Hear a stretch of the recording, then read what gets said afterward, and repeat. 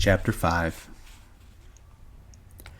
One end of the great barn was piled high with new hay, and over the pile hung the 4-talon Jackson fork suspended from its pulley.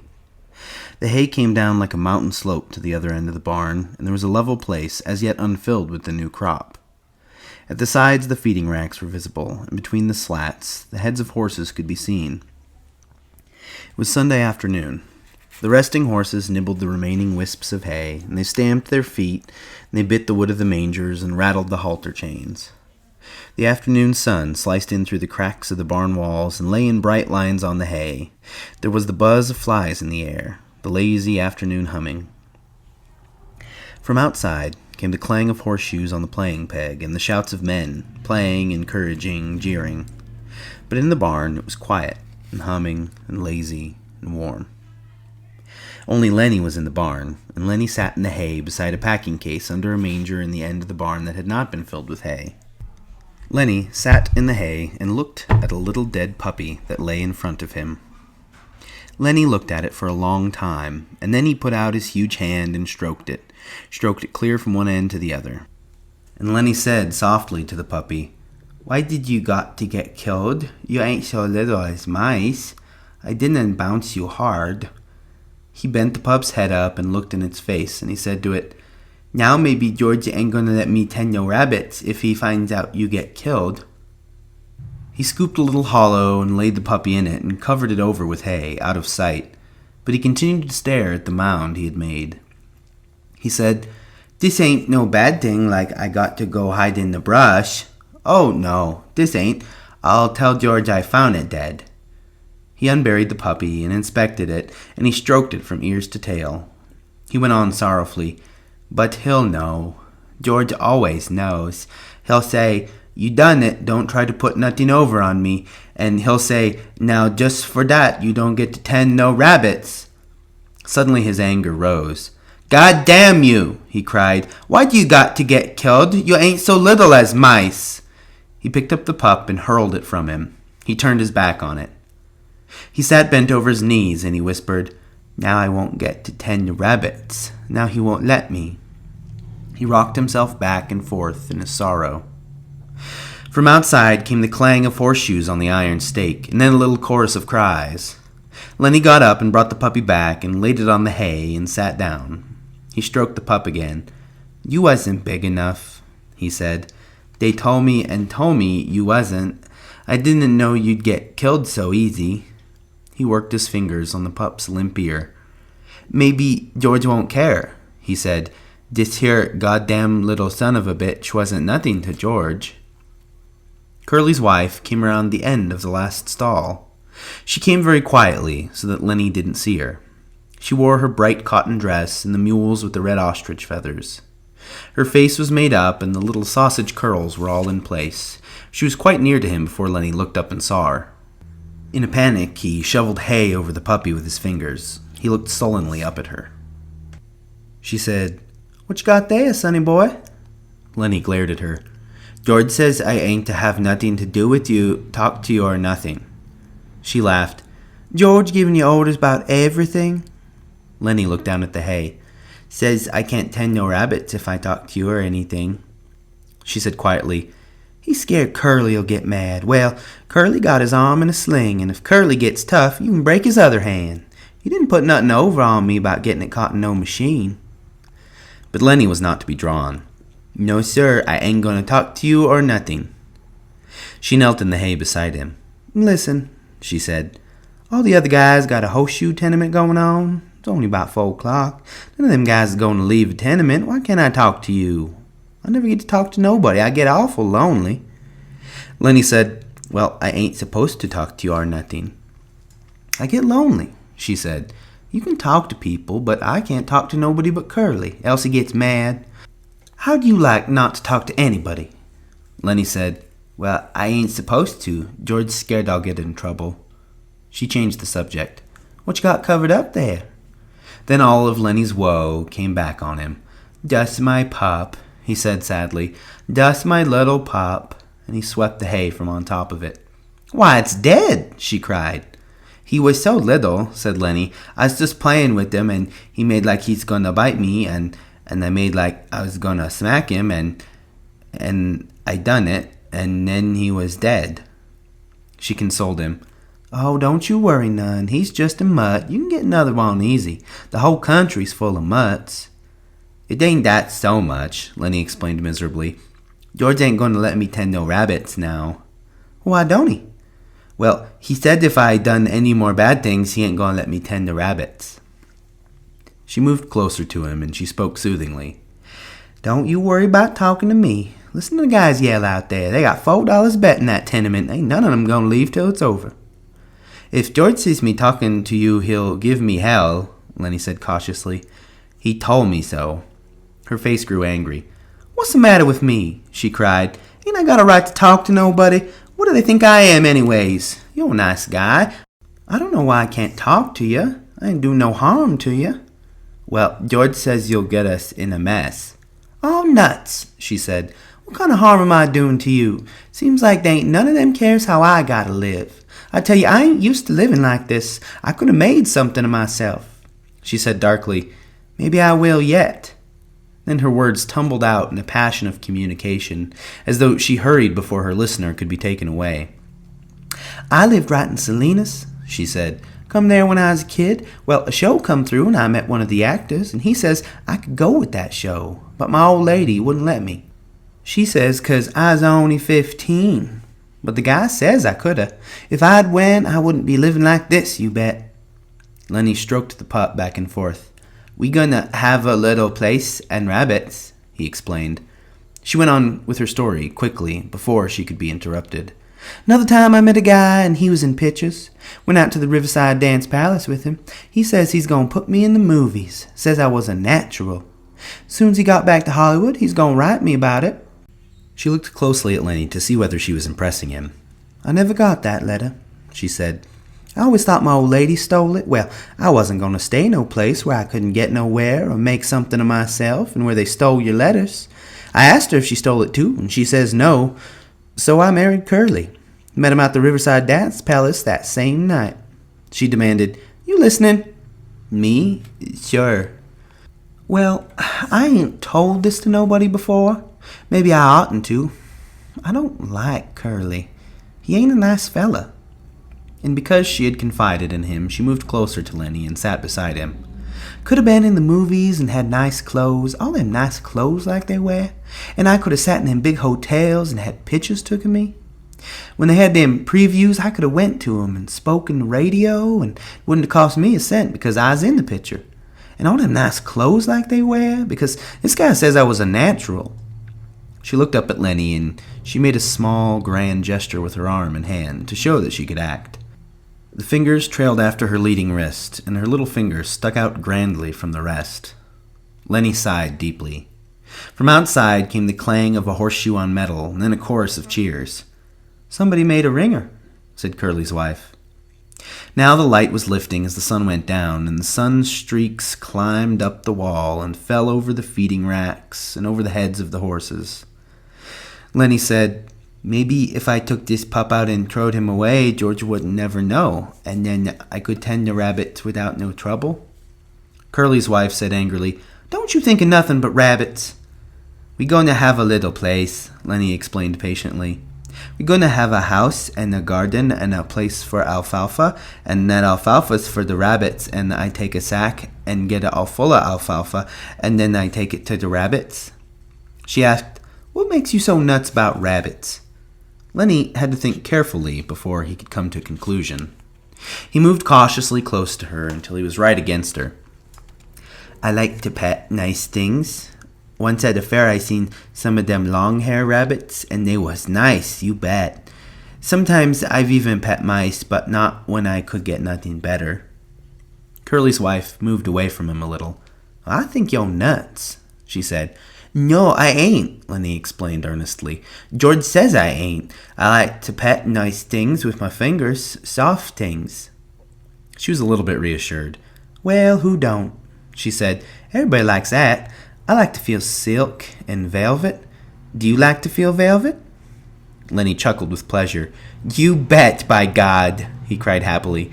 And I had some, too. A lady give me some, and that lady was My own Aunt Clara, she give it right to me, about a piece this big. I wish I had that velvet right now." A frown came over his face. "I lost it," he said. "I ain't seen it for a long time." Curly's wife laughed at him. "Yo nuts," she said. "But you're a kind of nice fella. Just like a big baby, but a person can see kind of what you mean. When I'm doing my hair, sometimes I just sit and stroke it 'cause it's so soft." To show how she did it, she ran her fingers over the top of her head. "Some people got kind of coarse hair," she said complacently. "Take Curly. His hair's just like wire. But mine is soft and fine. Of course, I brush it a lot. That makes it fine. Here, feel right here." She took Lennie's hand and put it on her head. "Feel right around there and see how soft it is." Lennie's big fingers fell to stroking her hair. "Don't you muss it up," she said. Lennie said, "Oh, that's nice." And he stroked harder. "Oh, that's nice. Look out now, you'll muss it up." And then she cried angrily, "You stop it now, you're gonna mess it all up." She jerked her head sideways and Lennie's fingers closed on her hair and hung on. "Let go!" she cried. "You let go!" Lennie was in a panic.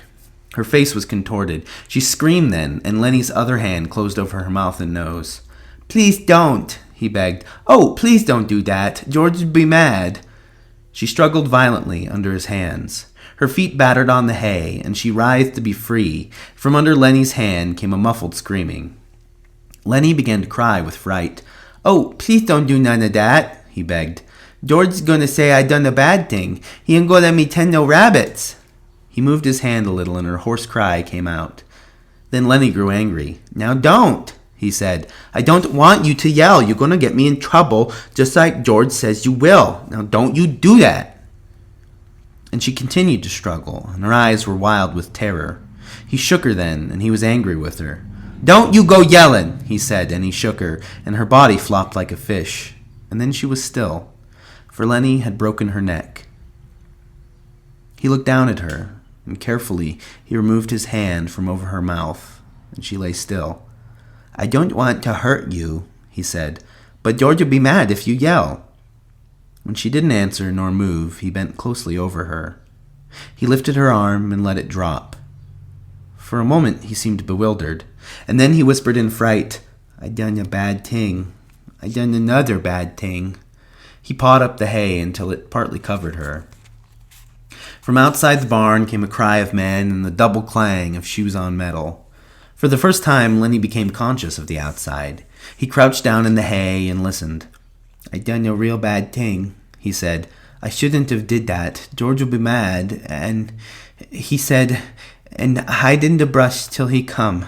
He's going to be mad. In the brush till he come, that's what he said." Lennie went back and looked at the dead girl. The puppy lay close to her. Lennie picked it up.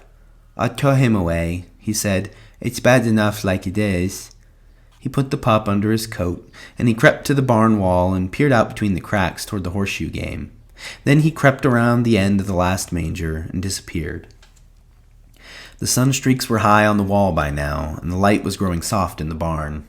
Curly's wife lay on her back, and she was half covered with hay. It was very quiet in the barn, and the quiet of the afternoon was on the ranch. Even the clang of the pitched shoes, even the voices of the men in the game, seemed to grow more quiet.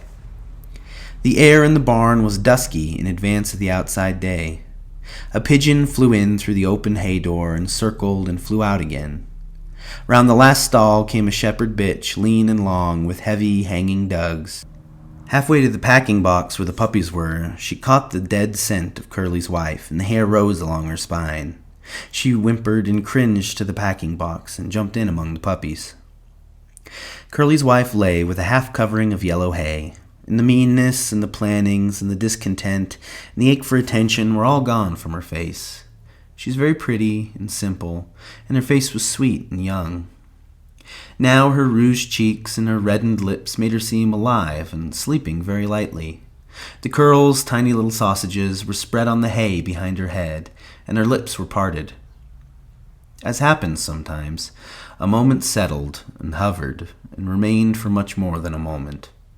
And sound stopped and movement stopped for much, much more than a moment. Then, gradually, time awakened again and moved sluggishly on. The horses stamped on the other side of the feeding racks, and the halter chains clinked. Outside, the men's voices became louder and clearer. From around the end of the last stall, old Candy's voice came. "Lennie," he called. "Oh, Lennie, you in here? I've been figuring some more. Tell you what we can do, Lennie." Old Candy appeared around the end of the last stall. "Oh, Lennie," he called again, and then he stopped, and his body stiffened. He rubbed his smooth wrist on his white stubble whiskers. "I didn't know you was here," he said to Curley's wife. When she didn't answer, he stepped nearer. "You oughtn't to sleep out here," he said disapprovingly. And then he was beside her, and, "Oh, Jesus Christ." He looked about helplessly, and he rubbed his beard, and then he jumped up and went quickly out of the barn. But the barn was alive now. The horses stamped and snorted, and they chewed the straw of their bedding, and they clashed the chains of their halters. In a moment, Candy came back, and George was with him. George said, "What was it you wanted to see me about?" Candy pointed at Curley's wife. George stared. "What's the matter with her?" he asked. He stepped closer, and then he echoed Candy's words. "Oh, Jesus Christ." He was down on his knees beside her. He put his hand over her heart, and finally, when he stood up, slowly and stiffly, his face was as hard and as tight as wood, and his eyes were hard. Candy said, "What done it?" George looked coldly at him. "Ain't you got any idea?" he asked. And Candy was silent. "I should have knew," George said hopelessly. "I guess maybe way back in my head I did." Candy asked, "What we gonna do now, George? What we gonna do?" George was a long time in answering. "Guess we gotta tell the guys. I guess we gotta get him and lock him up. We can't let him get away. Why, poor bastard to starve." And then he tried to reassure himself. Maybe they'll lock him up and be nice to him. But Candy said excitedly, "We ought to let him get away. You don't know that Curley. Curley gonna want to get him lynched. Curley'll get him killed." George watched Candy's lips. "Yeah," he said at last. "That's right, Curley will. And the other guys will." And he looked back at Curley's wife. Now Candy spoke his greatest fear. "You and me can still get that little place, can't we, George? You and me can go out there and live nice, can't we, George? Can't we?" Before George answered, Candy dropped his head and looked down at the hay. He knew. George said softly, "I think I knowed from the very start. I think I knowed we'd never do her. I used to like to hear about it so much that I got to thinking maybe we would." "Then it's all off?" Candy asked sulkily. George didn't answer his question. George said, "I'll work my month, and I'll take my $50, and I'll stay all night in some lousy cat house.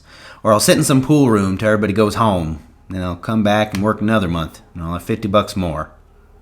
Candy said, "He's such a nice fella, I didn't think he'd do nothing like this." George still stared at Curley's wife. "Lennie never done it in meanness," he said. "All the time he done bad things, but he never done one of 'em mean." He straightened up and looked back at Candy. "Now listen, we gotta tell the guys. They gotta bring him in, I guess. Ain't no way out. Maybe they won't hurt him." He said sharply, "I ain't gonna let him hurt Lennie. Now you listen. The guys might think I's in on it. I'm gonna go into the bunkhouse. Then in a minute you come out and tell the guys about her, and I'll come along and make like I never seen her. Will you do that, so the guys won't think I's in on it?" Candy said, "Sure, George. Sure, I'll do that." "Okay, give me a couple minutes then, and you come running out and tell like you just found her. I'm going now." George turned and went quickly out of the barn. Old Candy watched him go. He looked helplessly back at Curley's wife, and gradually his sorrow and his anger grew into words. "You goddamn tramp," he said viciously. "You done it, didn't you? I suppose you're glad. Everybody knowed you'd mess things up. You wasn't no good. You ain't no good now, you lousy tart." He sniffled and his voice shook. "I could have hoed in the garden and washed dishes for them guys." He paused and then went on in a sing-song, and he repeated the old words. "If they's a circus or a baseball game, we would have went to her. Just said to hell with work and went to her. Never asked nobody say so. And they'd have been a pig and chickens, and in the winter, fat little stove, and the rain coming, and us just setting there." His eyes blinded with tears, and he turned and went weakly out of the barn, and he rubbed his bristly whiskers with his wrist stump. Outside, the noise of the game stopped. There was a rise of voices in question, a drum of running feet, and the men burst into the barn. Slim and Carlson and young Whit and Curley and Crooks keeping back out of attention range. Candy came after him, and last of all came George. George had put on his blue denim coat and buttoned it, and his black hat was pulled down low over his eyes. The men raced around the last stall. Their eyes found Curly's wife in the gloom, and they stopped and stood still and looked. Then Slim went quietly over to her, and he felt her wrist. One lean finger touched her cheek. Then his hand went under her slightly twisted neck, and his fingers explored her neck. When he stood up, the men crowded near, and the spell was broken. Curly came suddenly to life. "I know who done it," he cried. "That big son of a bitch done it. I know he done it. Why, everybody else was out there playing horseshoes." He worked himself into a fury. "I'm gonna get him. I'm going for my shotgun. I'll kill the big son of a bitch myself. I'll shoot him in the guts. Come on, you guys." He ran furiously out of the barn. Carlson said, "I'll get my Luger," and he ran out too. Slim turned quietly to George. "I guess Lennie done it all right," he said. "Her neck's bust. Lennie could have did that." George didn't answer, but he nodded slowly. His hat was so far down on his forehead that his eyes were covered. Slim went on. "Maybe like that time in Weed you was telling about?" Again, George nodded. Slim sighed. "Well, I guess we gotta get him. Where you think he might have went?" It seemed to take George some time to free his words. "He would have went south," he said. "We come in from north, so he would have went south." "Guess we gotta get him," Slim repeated. George stepped close. "Couldn't we maybe bring him in and they'll lock him up? He's nuts, Slim. He never done this to be mean." Slim nodded. "We might," he said. "If we could keep Curley in, we might, but Curley's gonna want to shoot him. Curley's still mad about his hand, and suppose they lock him up and strap him down and put him in a cage? That ain't no good, George." "I know," said George. "I know." Carlson came running in. "The bastard stole my Luger," he shouted. "It ain't my bag." Curley followed him, and Curley carried a shotgun in his good hand. Curley was cold now. "All right, you guys," he said. "The nigger's got a shotgun. You take it, Carlson. When you see him, don't give him no chance. Shoot for his guts. That'll double him over." Whit said excitedly, "I ain't got a gun." Curley said, "You go into Soledad and get a cop. Get Al Wilkes. He's deputy sheriff. Let's go now." He turned suspiciously on George. "You're coming with us, fella." "Yeah," said George. "I'll come. But listen, Curley, the poor bastard's nuts. Don't shoot him. He didn't know what he was doing." "Don't shoot him!" Curley cried. "He got Carlson's Luger. Course we'll shoot him." George said weakly, "Maybe Carlson lost his gun." "I seen it this morning," said Carlson. "No, it's been took." Slim stood looking down at Curley's wife. He said, "Curley, maybe you better stay here with your wife." Curley's face reddened. "I'm going," he said. "I'm going to shoot the guts out of that big bastard myself, even if I only got one hand. I'm going to get him." Slim turned to Candy. "You stay with her then, Candy. The rest of us better get going." They moved away. George stopped a moment beside Candy, and they both looked down at the dead girl until Curley called, "You, George! You stick with us so we don't think you had nothing to do with this." George moved slowly after them, his feet dragged heavily. When they were gone, Candy squatted down in the hay and watched the face of Curley's wife.